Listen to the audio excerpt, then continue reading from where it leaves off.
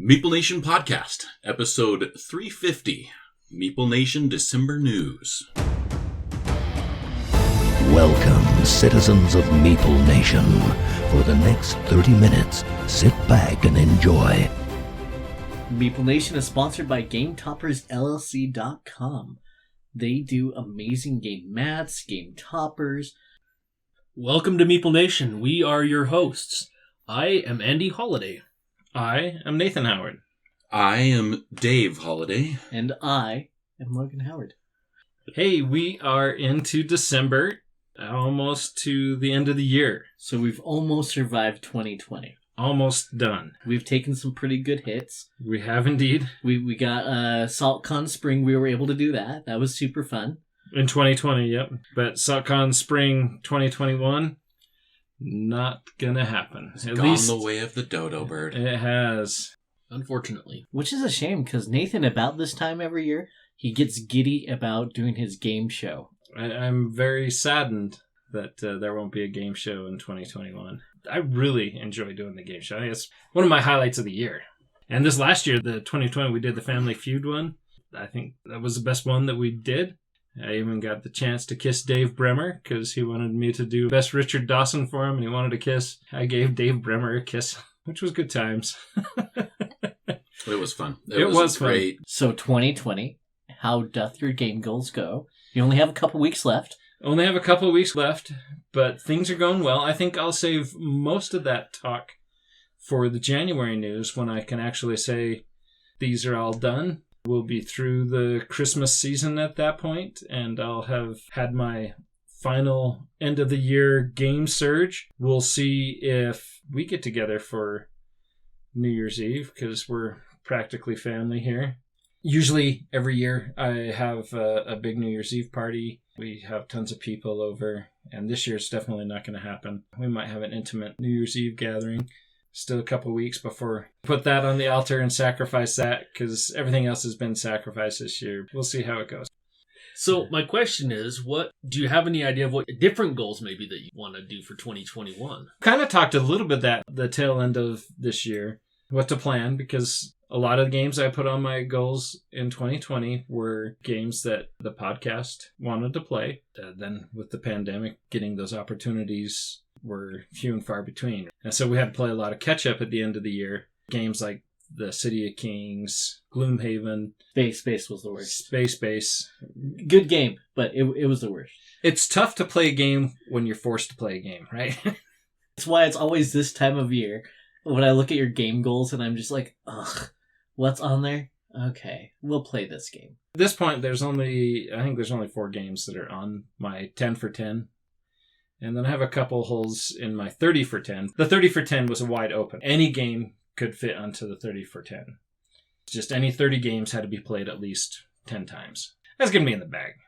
And I'll actually probably end up with 32, 33 by 10 at the end of the year. The struggle that I'm running into is getting 150 games in with my wife. Like I mentioned, we're to the end of the year where our family tradition is the Christmas break. We buy a bunch of little gifts, 4 of us, plus I don't want to call them significant others, but additions, I guess, to my daughter's lives. But they are significant.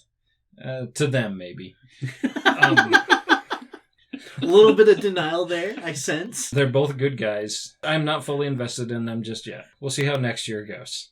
Each of us, we buy 5 gifts to put in this. 2 have to be in the $5 range, 2 have to be in the $10 range, and only 1 can be in that $20 range. Throw all these small little gifts in a laundry basket, slap a number on them, then we take that same number and throw it in a cup. We go through and we play games, and then whoever's the winner of the game shakes the cup, pulls out a number, and they get a prize. It might be a unicorn horn. The unicorn horn's been around for going on 3 years now. And for some reason, it seems like my wife is always the one that earns and wears proudly the unicorn horn. I've made a rule this year that it has to be something that everybody can use. Because being in a house, it's 3 women and me. There's a lot of makeup that gets put in the basket. And I usually win the makeup or the bath bomb. And I'm like, this is awesome. I appreciate this. But you could use a bath bomb. We made the rule that it has to be something that I could use. I bought gift cards. Gift cards are really easy. Anybody can use a gift card, right? There's variety in there. We go right before Christmas till a little bit into the first of the year. But that's a ton of fun. Play a lot of those games. That gives me a big push getting the last 37 games I think I need to play with my wife. That's my biggest concern about the end of the year. Other than that, I'm going to say mission accomplished. All these games are going to get played. Next year, I'll have to get your guys' opinion. We won't talk about that till January, until you've had some time to think. Oh, we already have some ideas. That's good. We'll see if I allow them. I have good feelings on a couple of the games that we've talked about. Gloomhaven's definitely going to be on there again. Imperial Assault. Imperial Assault is going to be on there this year. We've talked about that. We've started that. Maybe we should put Descent on there with the new Descent coming out. Ooh, yes. I would love to do that because I've never played Descent before. All sorts of exciting stuff. Cool new games this month. I played a Perfect couple game of of Hanabi? Me and my wife actually played a perfect game of Hanabi, which was kind of fun. She might be a little too forthcoming with some of her information. Like when she would put it in order. Like, these are yellow, and she'd sort them, and I'm like, you can't do that. But still perfect. I mean, like, even with an asterisk, that's still Even pretty... with an asterisk, yeah. It's actually, she only did that once. Still feel comfortable saying that we played a perfect game of Hanabi. We played Taverns of Tiefenthal. Very fun game. I know we played that at our game night with Dave, and you and Logan were there for that one. Logan, what did you think? It was one of my highlights, was being able to teach Andy's daughter about beer and liquor. It was a great night. Was just kind of perusing through games, and it looked like a fun game. Tried to hunt it down for my birthday last month, so my wife wanted to get me a game. We just ordered it on Amazon. It came the next day. The fun thing is it has 5 different modules. You play the base game, and then you add a module, and it just adds onto it. So you can't play module 5 without having the other 4 modules. It builds on itself. So we've played 2. Looking forward to playing at least another couple plays in to get up to the 5th and just see what the entire game plays like. Yeah, I'm excited to give it a try. You brought it on Thursday, and we saw it. 1 to 4 player game, unfortunately. So and we had 5 people. Yeah. Probably swore I'm never going to play it again. So you are definitely going to play it again. So yeah, I'm looking forward to it. It was a fun game. It was good. Any other new games? Within the past couple of weeks, no. We've just been mostly catching up with Nathan's game goals, whatever new games we've been able to play with Andy. So I think it was actually helping Nathan with his game goals. He invited me to a bunch of games on Yucata. For my first time ever playing Machikoro? Machikoro, yeah. Machikoro. I'm really sad that I had never played it before. It's a fun game. I like it so far. You only get a half a point for online games. No, I think it's definitely a full point there. Good news, though. We have Machikoro Legacy. Yes. That I've been trying to get to the table. I kept holding off on it for my daughter. I'm through holding that candle. The 4 of us. Logan's super excited. If you can't just feel my excitement coming through the microphone, it's because there really isn't any, but I'll play it. It's a legacy, right? Legacy of a game that you don't enjoy, but it's legacy. Like, I'll buy Risk Legacy, and then you guys will enjoy playing that with me because it's legacy, right? Actually, I was kind of interested in that. I was talking to... Ruined my point. But yes, I'll buy it because I want to play it. I had a lunch with a vendor and told him about the podcast. First response is, everybody say it's about board games. Oh, like Monopoly? I was intrigued by his response when I said board games. And he was like, oh, like Risk or Stratego? Yeah, more like that than Monopoly. And so we got talking about board games and talking about legacy games and about legacy Risk, which made me kind of how that would go. I'd have to look at it time-wise and make sure that it's not 60 minutes for Dave's turn and then 10 minutes for everybody else's turn. Mm-hmm. If it's shorter game sessions, I think that'd be kind of cool to give that a shot. Yeah, that's definitely the downside to a lot of games like that, is just the length of time overall and the length of time between turns. So with all these new games that we've played, you guys didn't talk about the Crew trick-taking game. Apparently was a challenge for all of us. That actually was the most interesting trick-taking game I've ever played. A co-op trick-taking game is... I think I mentally blocked it because we did so badly at it that... Because it's the co-op trick-taker. I think the co-op part was the thing that baffled me the most. Why don't you want to have people to win this? What's the whole purpose of it? After playing it a few times, we got to the point where we actually got past the second scenario and it only took us like 8 playthroughs, or maybe it was 11. Nathan was happy, so I assume his 10 for 10 was done. Yeah, the 10 for 10 was met. Got to mission 4 out of 50 in 11th place. 4? Yeah. Wow. I really enjoyed it. I thought it was fun. I was frustrated though. After every game, I really wanted to be like, okay, pause. let's take a minute and talk about trick taking and the basics of this. It seemed like every time I was like, oh no, do this. You gotta do this. Ah! And I actually think this was Logan's first introduction to trick taking. I've done it before, but it's been few and far between. Brent was mostly the driving force behind trick takers. The only time that I ever play those with him or at cons, once, maybe twice a year, and then it's never really the same one because there's a new one. Right.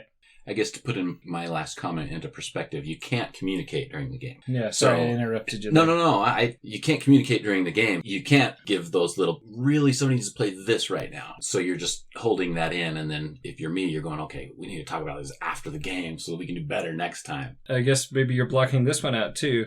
Potemkin Empire, game where you're building facades. You're building fake buildings, The and then highlight from my game is not on radio. You're what? The highlight from that game for me is not radio worthy. Nor is it for me. So nobody liked that. I liked it. I think it's definitely needs to be played right from the start because we started off not We played not it right. knowing all the rules. Well, part of it, but I think and we didn't shuffle the cards. the cards needed to be shuffled Yeah. a little bit better. I think And they're would have just been really different. hard cards to shuffle. That was Yeah. the biggest thing. I got creamed in the game, but I enjoyed it. I thought it was a good game. So that was the second highlight. Was Dave got creamed. The new game that I played is one that I picked up at BGG November of 2019, which is a game that's called Solar Draft. Fun little simple game. I think you guys will like that. I'll have to bust it out. It goes up to 5 players. A drafting game. You're drafting cards out of the pool to try to build your solar system. You want to get 9 planets in your solar system. You can add moons to those planets. It's a very simple game. Kind of fun. So we'll see if we introduce you guys to that one. And hopefully it'll be more of a highlight than the last 2 games were. That's enough about highlights. Let's talk about newer released games. There's a long list. We're omitting Kickstarters because of our schedules get a little wonky, and so we're not necessarily able to record when we usually do for Kickstarters. So we're going to just omit Kickstarters. The newer game that I'm really excited to tear into is Chronicles of Crime 1400. You just got your Kickstarter, right? Yes, so it's a little different. So if you kickstarted it, so it's 3 different games. Chronicles of Crime is the Millennium series. You got 1400, 1900, and 2400. Only able to play right now the 1400 because they're still developing everything else on the app for the other ones. If you haven't played Chronicles of Crime, an app-driven game where they have barcodes to scan things, you're using your phone as a guide to go through and discover places. In 1400, you're a knight in the service of the king, and you have these premonitions or visions that lead to things that have happened or will happen that will help you solve the crime. And you're going around interviewing people, finding crime scenes. I think it's a great game. I love the series so far. I really like the idea of this game. Using the app to look around the scene, to have all the information as you scan individuals that you're talking to. It adjusts what they say by when you're encountering them, what information you have up to that. Depends on the information that they're going to share with you. I really, really like the idea of this game. My plays haven't been super exciting for me, but I'm really looking forward to giving this game more shot. So the biggest critique I could give about this game is that it's really easy just to pave over people. So hopefully they address some of that. The first Chronicles of Crime game, you actually had characters that were supposed to be your character. They got rid of that, so that way they're just people you have to go talk to. So it's more of a, okay, what do we do now? Let's talk about it sort of thing. I like that idea. It was kind of dumb to have individual characters for everybody when it really didn't do anything. When you played it single player, you had the option of all those characters available anyway. It didn't really make a difference. I've only played Chronicles of Crime once. Honestly, the medieval version of it sounds kind of cool. It's actually going to be really interesting to see how they tie it together so far from what I've been reading, because it's been a long time since I read the Kickstarter, and I don't read the updates because I find that I don't care. I'm right there with you, actually. It's the same family that goes through the 3 different games. 1400, generations later in 1900, it's the same family. And then in 2400, it's the same thing, so it's tying back to that same family. So I'm hoping that they actually tie the games together somehow. One of the great things about Chronicles of Crime is that they've had community-driven things. It's so open-ended and have pictures. This is Archduke so-and-so. It's just a picture, and everything else is given to you in the app. Able to open it up, and people were able to create their own mysteries and scenarios using the game, and you could just download it off the app. That's cool. Yeah, it sounds pretty cool. My only issue is 2400. That's a long time to wait for the last part to come out.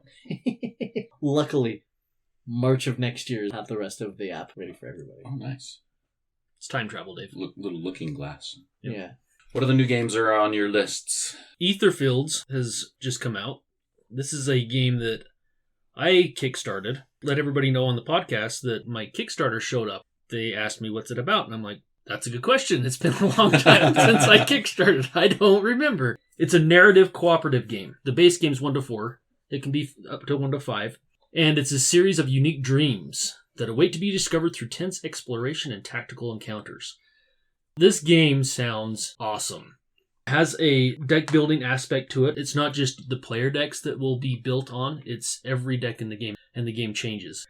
As you explore, the game changes. So it almost has a legacy feel to it. It's a campaign, but it almost has a legacy feel. Rules change and the game will change. You are going to uncover the surreal, sprawling dreamscapes. Just don't be surprised when, just like dreams often do, they become a little disturbing. Prepare to be challenged by escape room riddles. Spot a clue in the image. See a hidden link between several pieces of information. Use your instinct as much as your logic. I've kind of brought in a lot of different mechanics into this game. It's one of those that I really, really, really want to just sit down, read the rules so we can get this on the table. I'm super excited about this game. The minis for it The minis are gorgeous. look amazing. The sculpts on the minis. I use minis loosely because some of those miniatures are huge. Yeah. Well, kind of going along that game style, Kickstarter I just got, it's a game called Alter Quest. 1 to 4 player game. You have the option that you can play it in scenarios or you can play through campaign, which is most likely what we're going to be playing through as. But it has decks for villains and minions and lurkers. The monsters that you're going to be playing with vary from game to game. The story, from what I've seen, looks pretty good. I'm excited for it. The heroes attempt to complete their quest before drawing the attention of the almighty villains that's trying to stop you. It has kind of that same feel like City of Kings, Gloomhaven, Etherfield. Apparently we like this style of game. We picked these up, so I really like the variability in the deck. Many varieties of villains that you're going to be facing, monsters that you're going to be facing. So that's Me Alter too. Quest. I am excited as well. I am excited about a game called Dune Imperium. Dune, to me, I'm just excited about it just because Dune is cool. Looking at it on Board Game Geek, it's got a high rating. First of all, it's 8.1. As far as mechanics go, it has deck, bag, and pool building, which that all gets me really excited.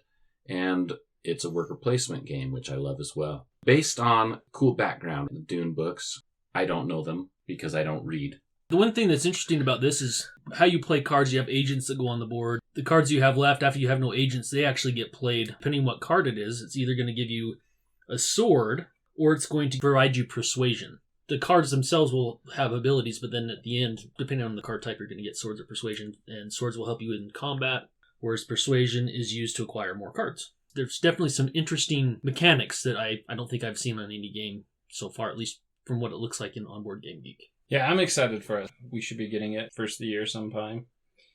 I have not read the Dune books either. Your brother Dennis is a huge Dune fan. Yep, he is. But so is Richie. So another game I'm excited about. It's a game called Cloud Age. Strategy game. 15 years ago, the mysterious secret society Cloud set fire to countless oil production sites and burned down large forests to destabilize the world. The resulting environmental catastrophe had disastrous effects on the entire planet. Now, years later, you travel above the dried-out landscape in your airship, searching for a better life. You visit cities, send out drones to collect resources, and battle Cloud militia. This is a sleeve mechanism. Think of Mystic Vale or Edge of Darkness. I really enjoy Mystic Vale. This is going to be a little bit different, but kind of along that same path. I'm excited as well. This one also, it says, is a deck, bag, and pool building. I'm excited. It's one of the ones I looked at on there that looked really good to me.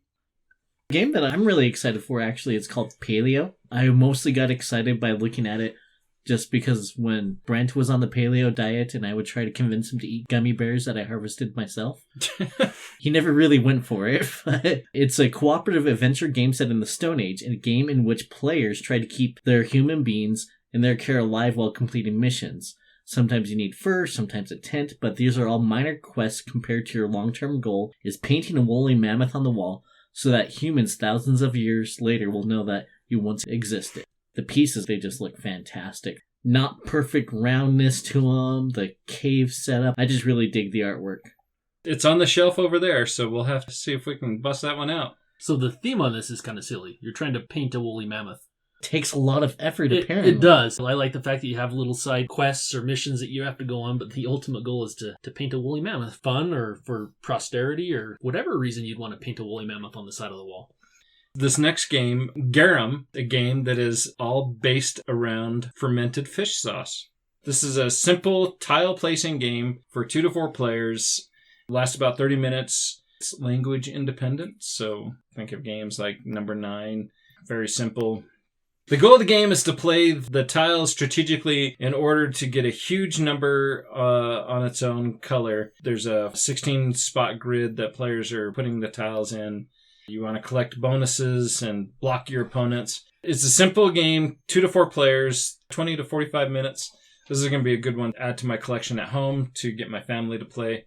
Looking forward to that one. I'm kind of interested to see how this game goes, because they have this theory with movies is that you can't go smaller, right?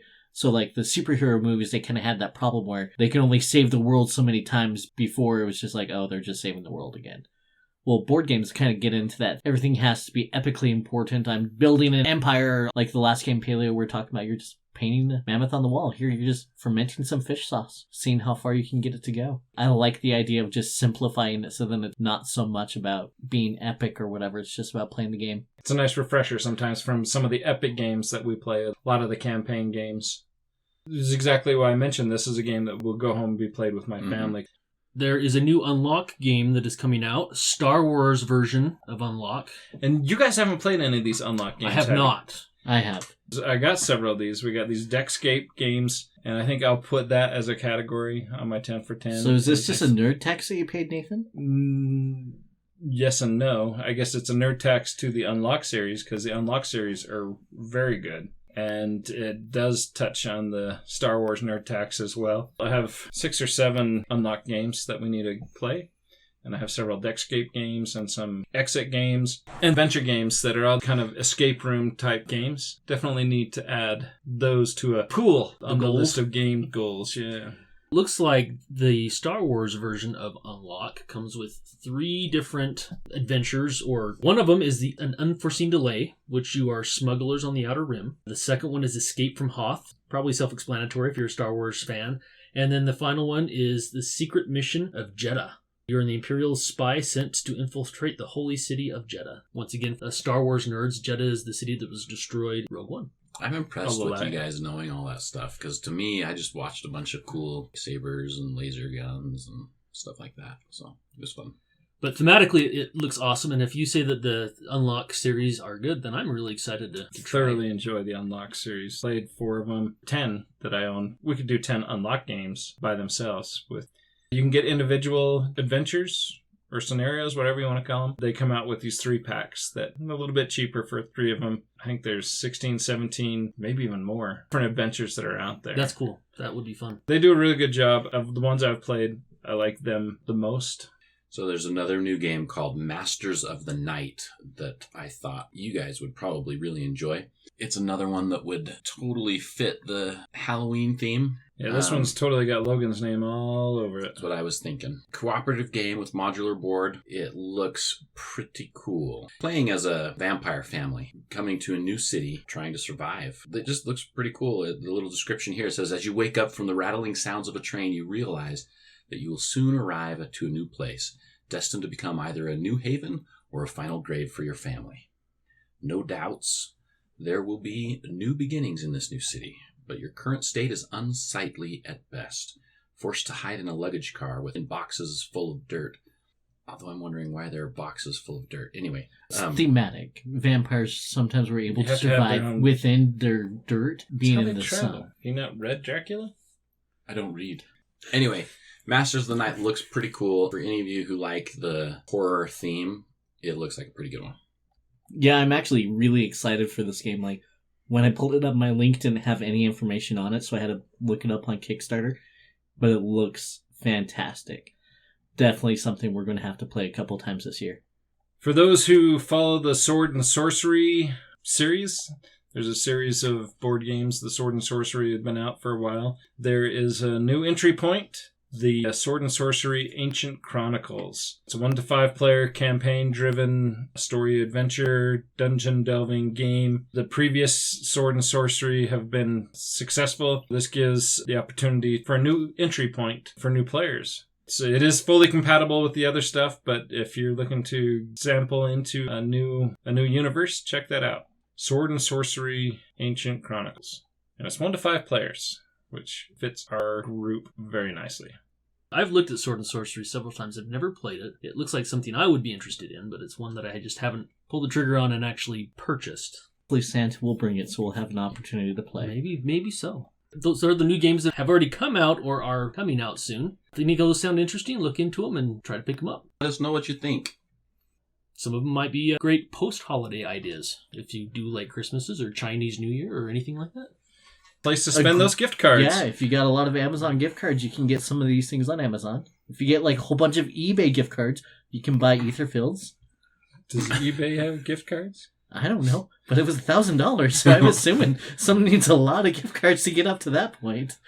Until next time. We'll see you not in 2020. Except for we still got a couple more episodes. But Yeah, that sounded weird. we'll see you at the game table.